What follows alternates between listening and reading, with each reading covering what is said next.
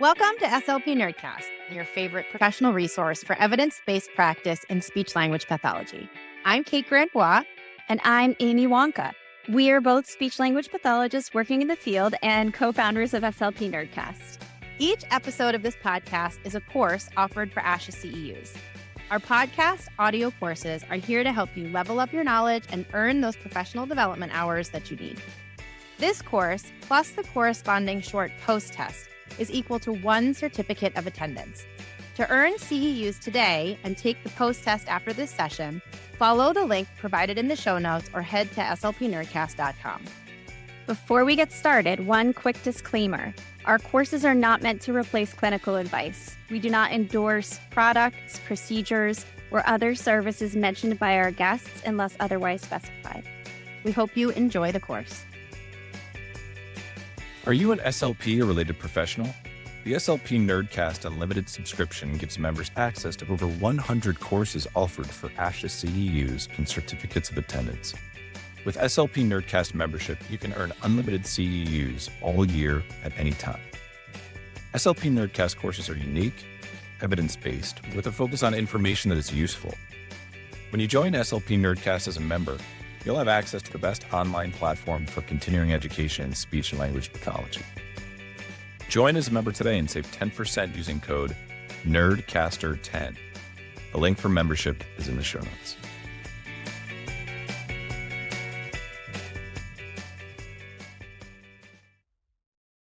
Welcome to SLP Nerdcast. We are here today with one of our unique SLPD on-demand episodes. So these episodes are where we take questions from our members. So our members write in with their clinical questions. And our resident doctor of speech-language pathology, Dr. Anna Palamumi, does some research, finds some answers, and we discuss them here on the show. So I am here today with Dr. Anna Palamumi. Welcome, Anna Paula. Thank you. So today we are answering a member's question related to services in schools. We're going to read her question aloud in a moment. Before we do that, I am going to quickly read our learning objectives and cover a little bit of housekeeping. So today our learning objectives are describe quick and effective tools to assess children's language abilities through language sampling and narrative contexts. And learning objective 2, describe components of specialized language instruction. For anyone listening to today's episode who would like to learn more about our financial and non-financial disclosures, as well as any course disclosures, all of that information is available in the show notes, as well as on the landing page on our website. The link to that landing page is listed in the show notes. Also, if you are using this episode to earn ASHA CEUs, you can go to our website through the link in the show notes to take the post-test. This course is being offered for 0.05 ASHA CEUs, which is a half hour of professional development. Okay, now that that is behind us, Anna Paula, do you want to read us the question that our member wrote in? Yes. So our clinical problem comes to us from Sarah, and I'm just going to read a blurb and then give a little bit more context. Throughout my career, I have struggled with understanding my purpose in supporting general education students with expressive and receptive language needs. I often find myself questioning how to provide specialized techniques for these students, particularly those with a language foundation, but who are still behind their peers. My goal is to offer meaningful support without feeling like I'm merely acting as a teacher's assistant. And Sarah goes on to explain the language goals that she's worked on, some of the resources that she has used to tackle things like WH questions, vocabulary, descriptive language, basic concepts, and sentence expression and comprehension, which are areas that we know overlap with what special and general education teachers address through reading comprehension, through writing goals. But she's questioning essentially how to differentiate her approach to benefit students. And one particular challenge that I want to point out that she expressed was working on sentence comprehension in a way that demonstrates our specialization to better meet students' needs. So first, I want to say kudos to Sarah for her drive to keep learning and growing because language needs are so vast and complex. Don't you agree? I do agree. And, before we hit the record button, Anna Paula and I were talking about this question and how it is it is such a good question because in educational settings, we are not the quote unquote owners of language difficulties, right? We are not the owners of language acquisition. This is something that is shared across so many other stakeholders within a school setting. Not only that, but our training is so specialized and so unique that fitting ourselves Mhm. into classrooms where the middle of the bell curve is the focus is a really interesting it's a really interesting thing to navigate. So I think that this is a great question. I'm very excited to learn about all of the things that you researched to get this question answered. I would say before I go into assessment, because I feel like that's where we need to start, I'd say that we as SLPs are um, more than anyone else able to provide explicit instruction on grammar, which ties to sentence structure, which then ties to sentence expression and comprehension, which is really a lot of what she's, asking about. And I love one of my mentors, Dr. Kate Crowley.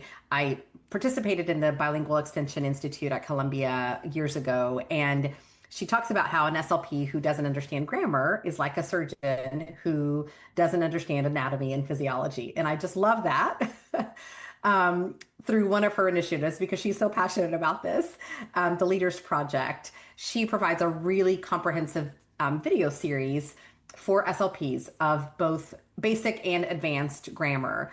And it's available for free CEUs, so it's a great resource.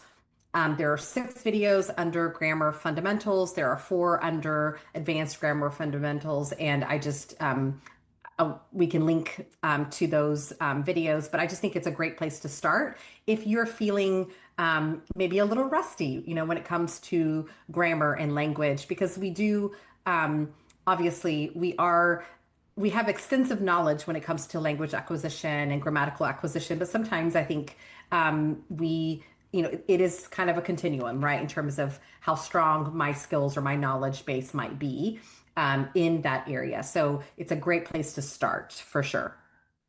I agree. And I was just thinking back to myself in graduate school, getting a 7th grade refresher on grammatical structures that I had completely forgotten, and how important it really is as an underpinning Mhm. to really be able to get into the weeds, particularly when you're in a context like a general education classroom. So go grammar. Hooray. We will list all of these references and resources in the show notes.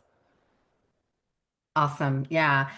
So I do want to start by sharing some assessment resources because it's difficult to tackle intervention targets, which is what Sarah's asking about, if you don't really have a good sense of where the gaps are in the child's language.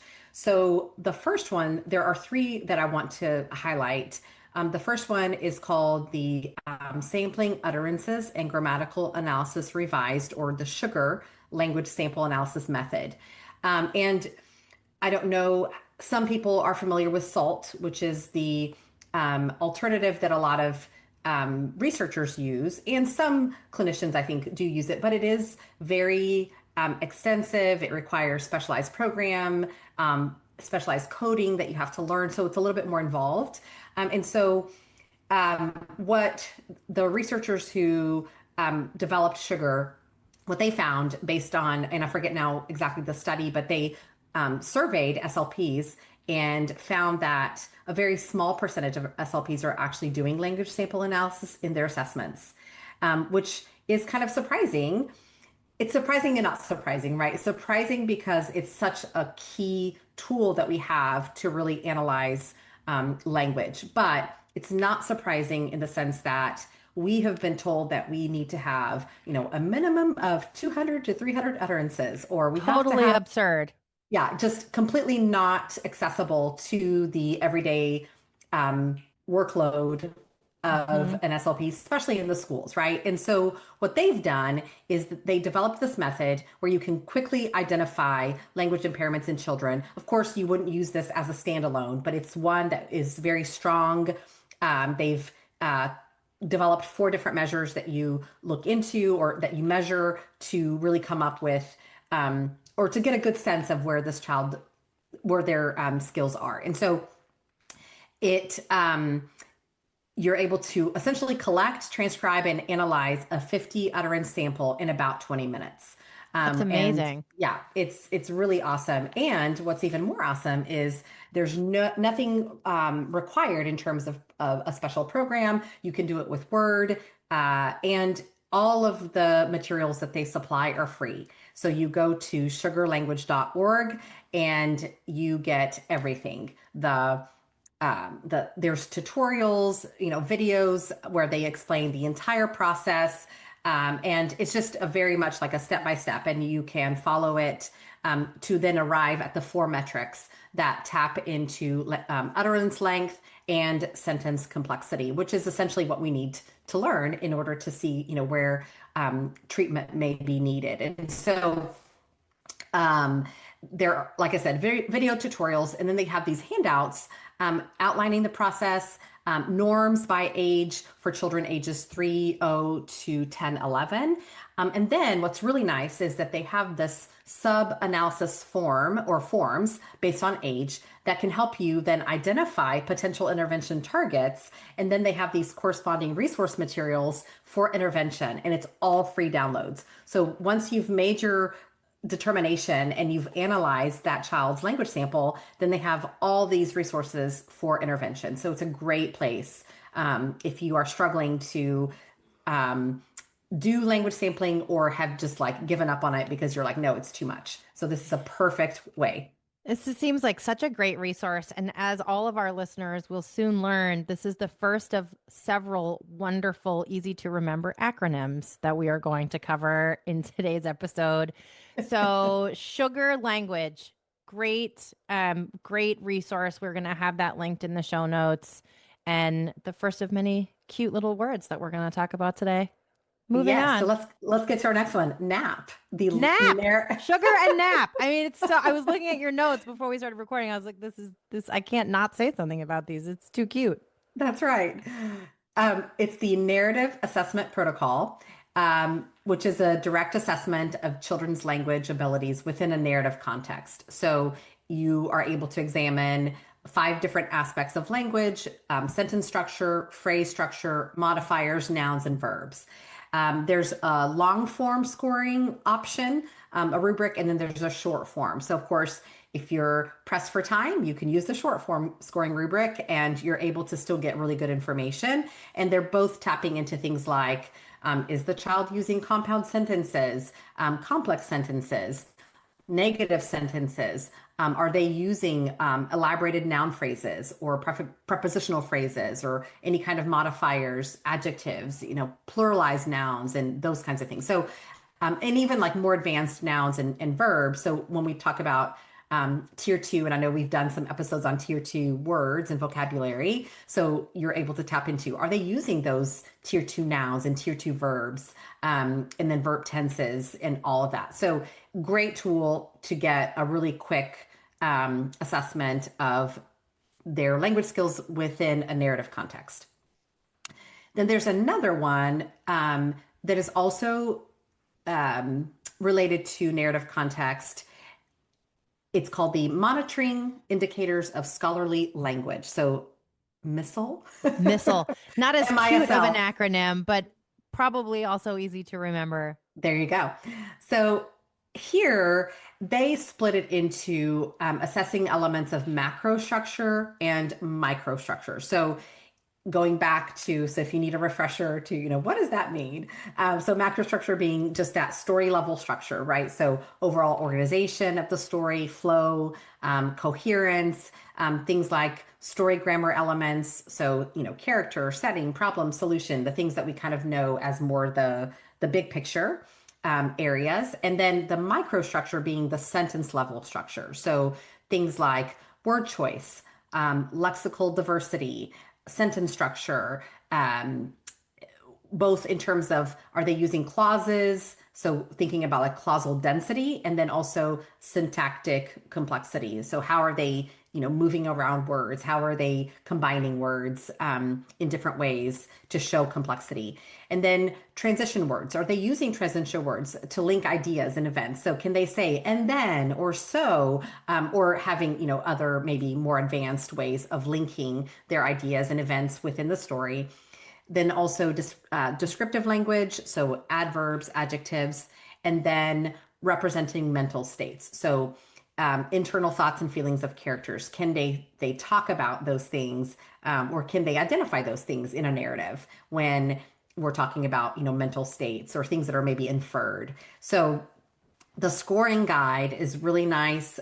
It gives you the ability to look at macrostructure and microstructure.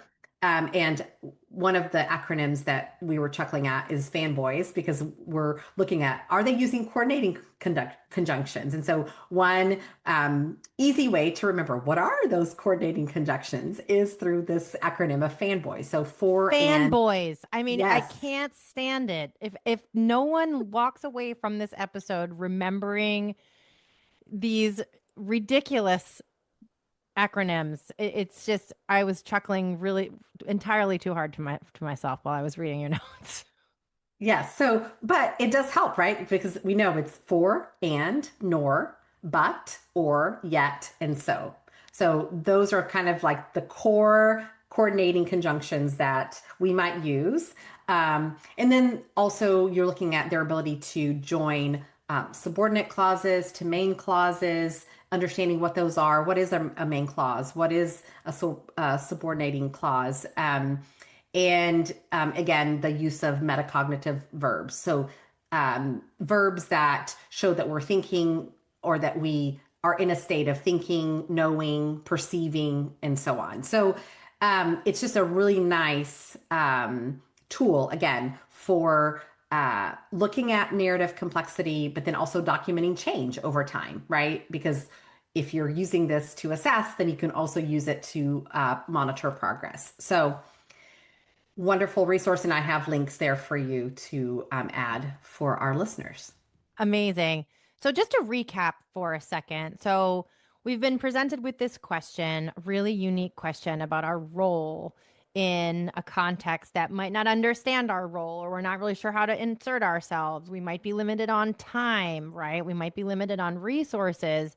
You've given us a handful of doable, feasible, accessible, and several free resources that we can use at least for the assessment portion. So first and foremost, speech pathologists who are in this position having a good grasp of grammar in and of itself, which, some of us may need a refresher. We're going to list some links related to refreshers on grammar, some really nice free videos. And then there are a handful of assessments that with these cute, easily rememberable acronyms. So Sugar Language, which is an evaluative tool that allows you to do a language sample in a relatively short period of time. We've got NAP, Narrative Assessment Protocol, which looks at 5 different aspects of language. There is a long form scoring rubric and a short form scoring rubric for that. All of those resources will be available in the show notes, including the rubric. And then there is something called the Monitoring Indicators of Scholarly Language, or MISL, which looks at both macro and micro structures of language, and employs another cute little acronym, FANBOYS, FANBOYS, which stands for, and, nor, but, or, yet, and so, in terms of those being the microstructures. So I think I've got it all. I think I've just recapped us.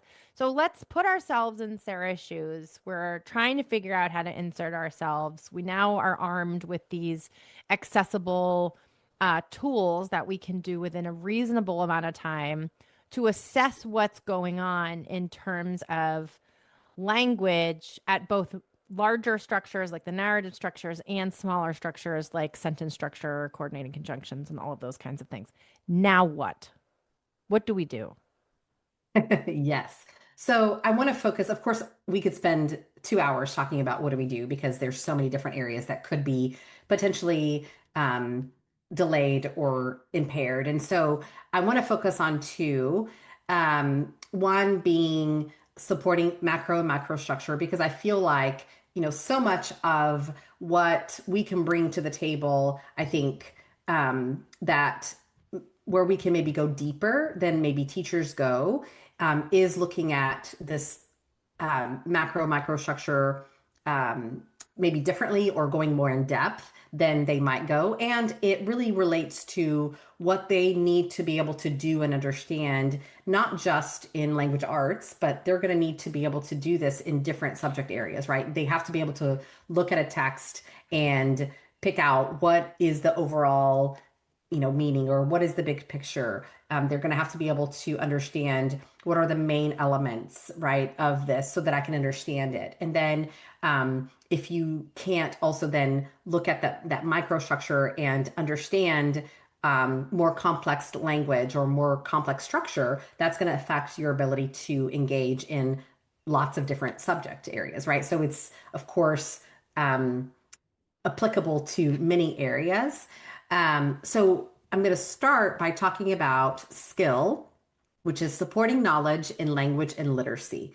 And the purpose of this intervention is to essentially improve narrative, macrostructure, and microstructure. So it's helping children to produce, one, I think first understand, but then produce complete, coherent, complex narratives, whether it's a story retell or whether they're having to generate a story, because of course we're asking students to do both of those things, right? We're asking them to not only retell stories, but then also sometimes generate stories or to interpret stories, right? That they're reading, or sometimes it's maybe a word story in a word problem for a class, right? So it has relevance in lots of different areas. So phase one of this particular intervention, you're just teaching the basic story elements, right? So how do story elements relate to each other?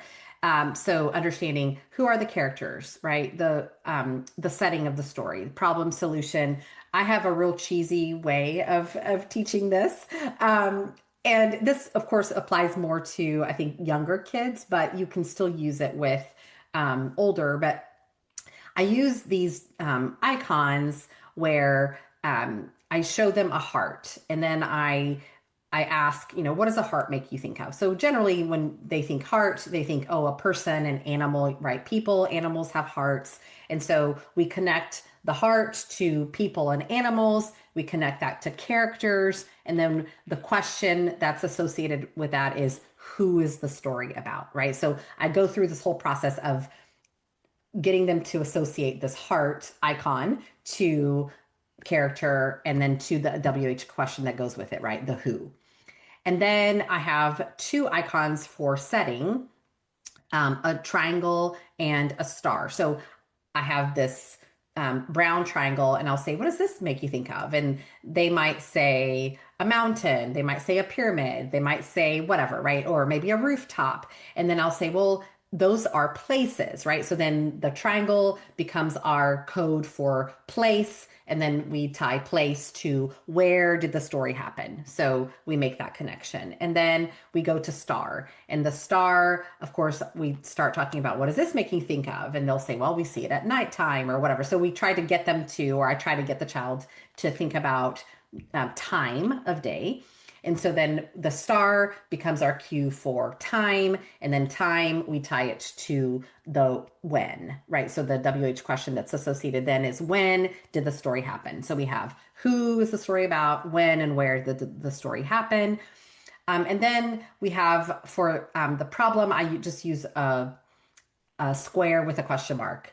And it's not as clear, or the connection's not as clear as the other three, but it works, and the child sees the question mark and they're like, what happened in the story, or what went wrong? And so we talk about, usually, or sometimes, not always, but a lot of times something goes wrong, or there's an event, right, that happens that sets things into motion. And so we talk about how that generates kind of the plot. And so it just allows you to really talk about different aspects of the story, but then that square with the question mark is our problem, right? And then the last icon that I use is a green circle, which again, it doesn't have as clear of a connection in terms of the visual representation, but I tie it to, every problem generally needs a solution, right? And so then we go into how was the problem solved,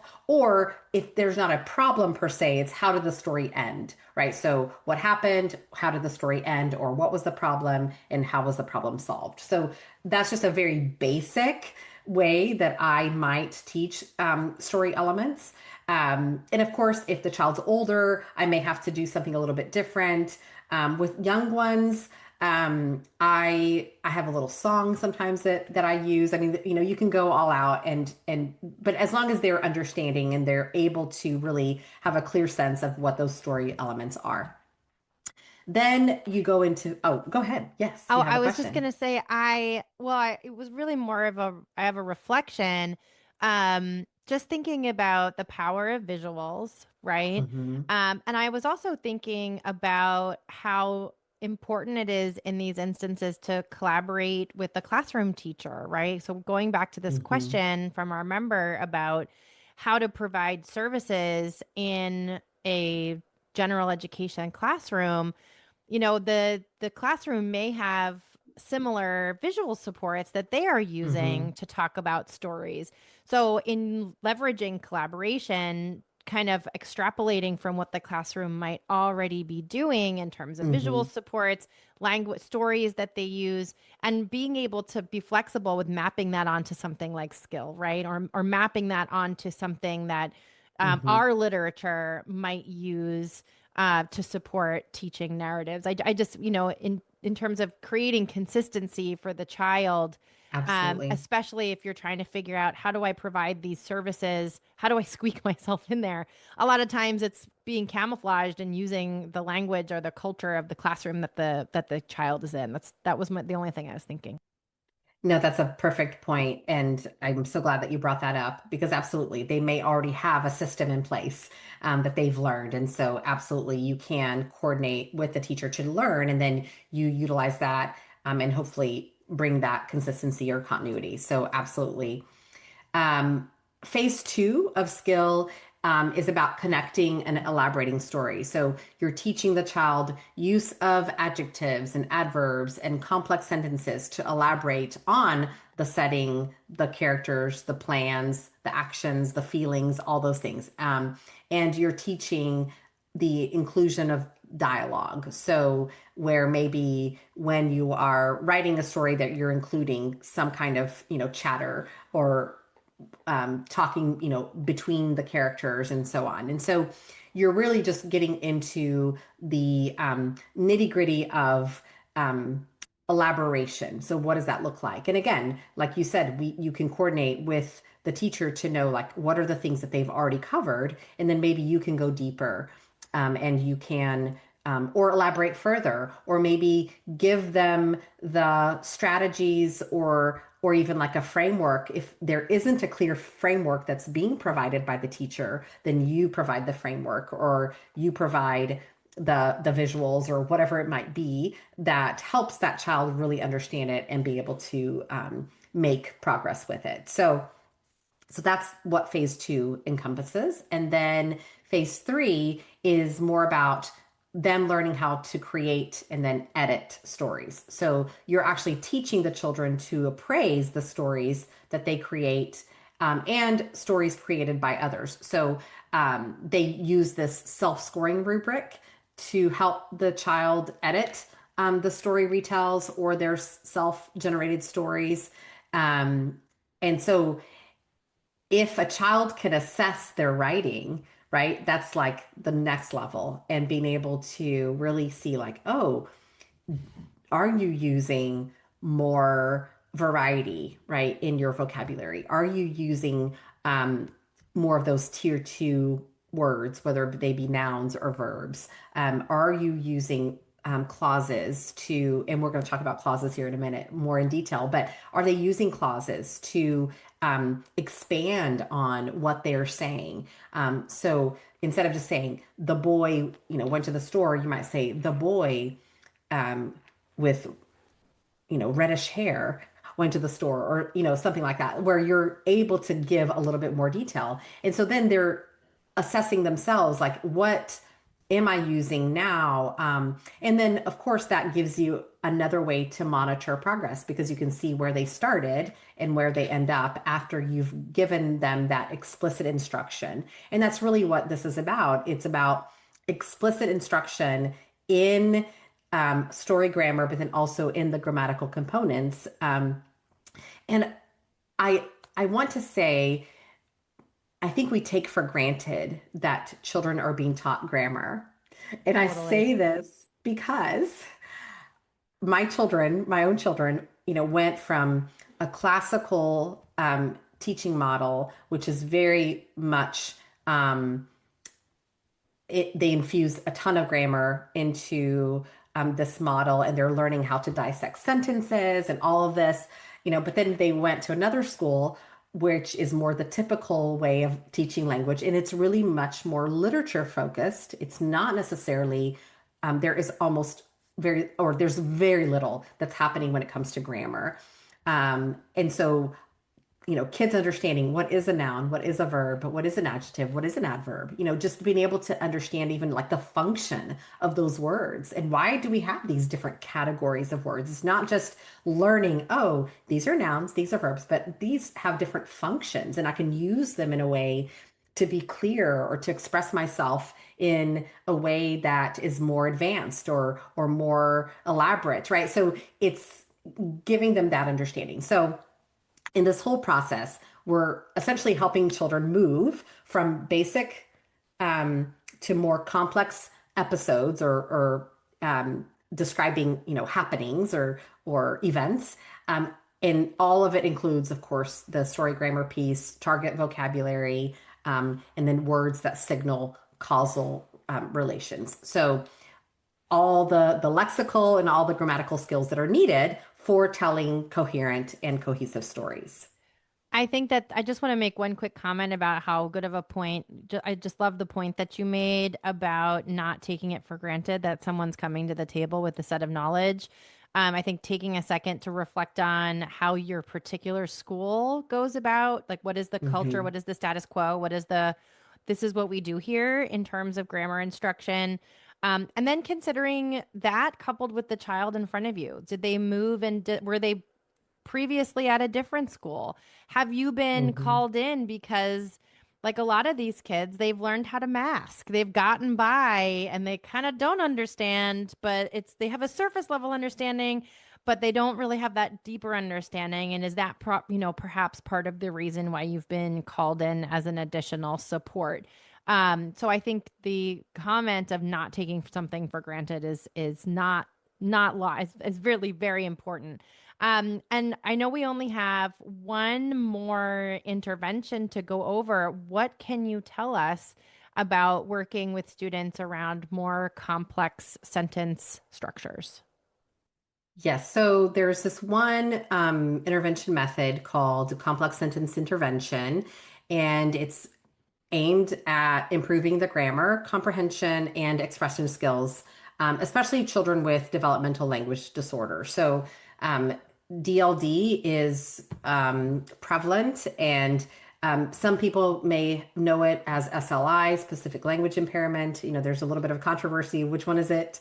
I think researchers still tend to call it SLI. I think practitioners have moved more towards DLD.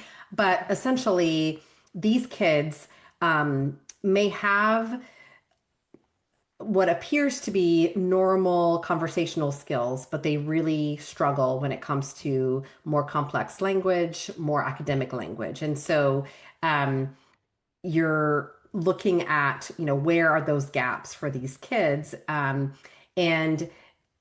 I just am going to share this briefly. I was listening to an adult actually who was commenting on his experience as a child with where he was diagnosed with DLD, but not until later in life. And he was talking about how people just said, well, they just thought his language structure was just kind of odd, or that he was just slow, or this or that. And then he said he got to college and he had great ideas to share, but his grammar was atrocious. And um, to the point where they thought that his, um, uh, they doubted that what he was turning in was his own because of the grammatical errors Wow. that were present. And they were like, they thought he was like having somebody else do it that maybe didn't Oh, have maybe as much of command of the English language. I mean, it was like this whole thing, but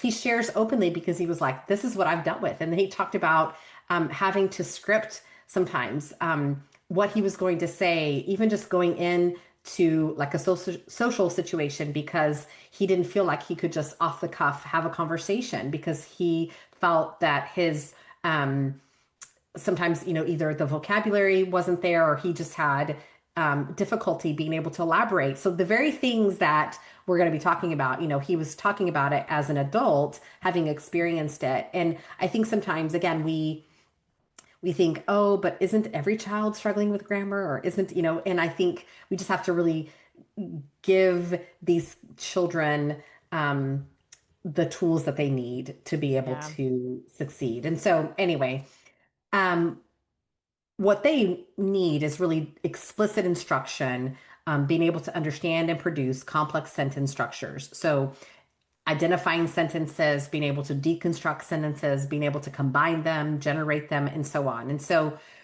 but at the most basic level, we have to understand, right? What is a simple sentence? It has one independent clause, right? And then no dependent clauses. And then what is a complex sentence? Well, that's when there's a main clause and then a subordinate clause, right? And so the research shows that there are three types of subordinate clauses that really account for the majority of the subordinate clauses that are found in texts and in the spoken and written output of school age children. So this is really helpful because you can be really focused on, okay, if I'm going to tackle some clauses, what is it that I should tackle?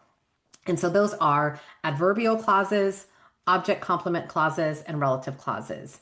And I'll go through each one of them, but you're essentially providing targeted instruction on the type of clauses that the child is struggling with, or maybe isn't using spontaneously, to be able to communicate more complex thoughts. So I'm just going to quickly go through the three main clauses that were confirmed to be the most frequent. And those, again, are the adverbial, object complement, and relative clauses. Adverbial clauses are dependent clauses that answer questions like when, where, why, how, or under what conditions something happens. So we're thinking about time, place, and manner. And some of the common ones that children might struggle with, or that they need to learn to incorporate into their complex sentences, might be conjunctions like because, when, if, although, since, after, before, while, and so on. So sentences like, she left because she was tired, or we can go to recess if we finish our work. So there's that conditional, right? So just those types of clauses that add to and provide, greater specificity or elaboration based on, what it is that you're trying to share.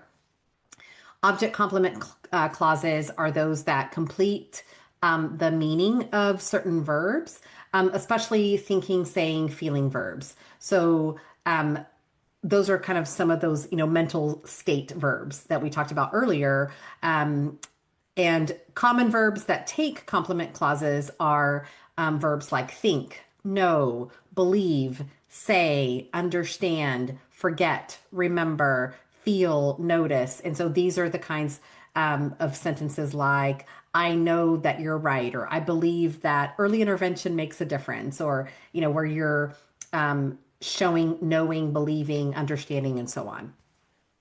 And then our last one, relative clauses. That's a dependent clause that modifies a noun by giving more information about who or what. So starting with relative pronouns like who or whom, whose, which, or that. Those are generally the ones. So things like the boy who raised his hand and answered the question correctly, or the girl who loves art drew a beautiful picture. So again, you're teaching students how to provide just that extra bit of detail that might make their writing more interesting or more specific or complex. So that's it in a nutshell.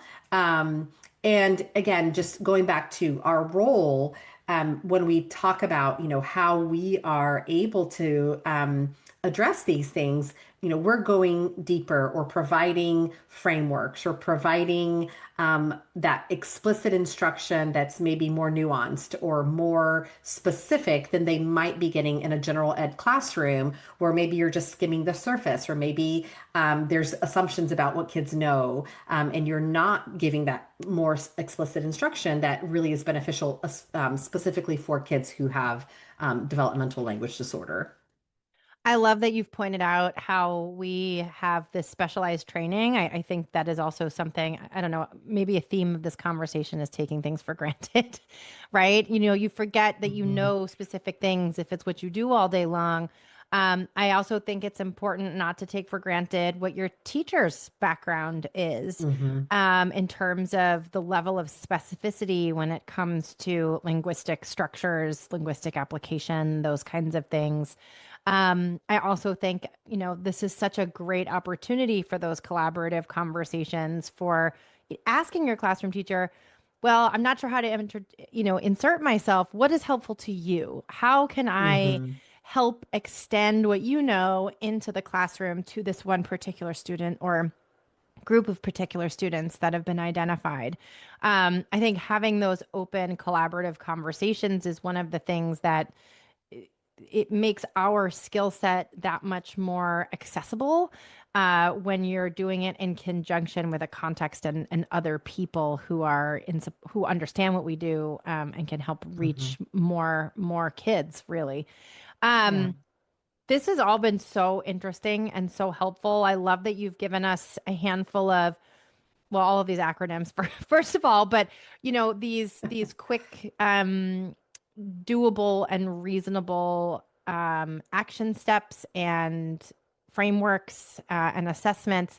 As I've mentioned many times, all of these will be listed in the show notes. As our last point of conversation before we close out, I would love to hear your thoughts on just clinical action steps. So if someone is listening to this and now is like, oh, well, I should look into the skill, or I should look into NAP, or fanboy, which is still my favorite acronym out of this entire episode. What would you say are some really nice next steps to start implementing some of these things for someone who may resonate with the question from our member? I would say maybe one of the primary is if you're not doing language sampling because you were just gave up and said, this is not doable, I can't. I would say look into sugar because it's such a nice tool, and it's super easy to learn. The four metrics are really helpful, that they essentially walk you through. So that would be like first step, right? Because it is a very easy thing to just add to your battery of assessments, that you might already be doing, especially if you are working with diverse learners or working with populations where the standardized testing may not be the optimal option for really looking at their language performance. And so language sampling can really help you tease out some things. And so I would say sugar is definitely a starting place, because if you can't assess where the gaps are effectively, then you can't then come up with a good treatment plan. And like I said, they have um, the analysis option that gives you essentially the intervention ideas and strategies, and just extra resources, for you right there at your fingertips. So I would say that's probably one huge one that I would say absolutely go there. Learn sugar, if you're not already comfortable with what you're doing with language sampling. Um, and really, when it comes to intervention, it's hard to say like the one thing, because it's so dependent on what the student in front of you is needing, from you. I think I would just piggyback on what you said about, working with the teacher, because I remember when I was in the schools, I would offer myself and say, especially I started to push in more, particularly if I had like 3 or 4 students in the same classroom, and I knew that those students were going to be struggling throughout the day in different ways. I would go to her and say, what is something that I can bring maybe to the whole class? Like, is there an area that you would want me to address differently based on what you've already done? How can I supplement or add to or do, like a specialized lesson that would be specific to an area of struggle that you're seeing, not just with these students, but other students are also struggling. So it's kind of like, more bang for your buck. How can I help you address this? And sometimes it's helpful if it's coming from somebody else, if they have maybe a different way of presenting it, or they have maybe a framework that is new or maybe nuanced. So talking to them and just figuring out like what are the things that might be helpful to you and being able to push in that way. So I would say maybe those conversations, having that conversation with teachers, especially if you have multiple students in one classroom. I love that. I love that idea of bringing something to the whole class. I so appreciate that you bring up that important component of collaboration. This has all been a tremendously helpful discussion. Thank you, Anna Paula, so much for your time and your research efforts in finding all of these great resources. For anyone out there listening, if you are a member and you have a clinical question, go to your SLP Nerdcast dashboard. There is a link for you to fill in a form to send in your clinical questions for us to answer here on the show. For anyone listening who would like to use this episode for ASHA CEUs, follow the link in your show notes or go to our website. And thank you so much for your time today, Anna Paula. We really appreciate it. You're welcome. Thank you so much for joining us in today's episode. As always, you can use this episode for ASHA CEUs. You can also potentially use this episode for other credits depending on the regulations of your governing body. To determine if this episode will count for professional development in your area of study, please check in with your governing bodies, or you can go to our website, www.slpnerdcast.com. All of the references and information listed throughout the course of the episode will be listed in the show notes. And as always, if you have any questions, please email us at info@slpnerdcast.com. Thank you so much for joining us, and we hope to welcome you back here again soon.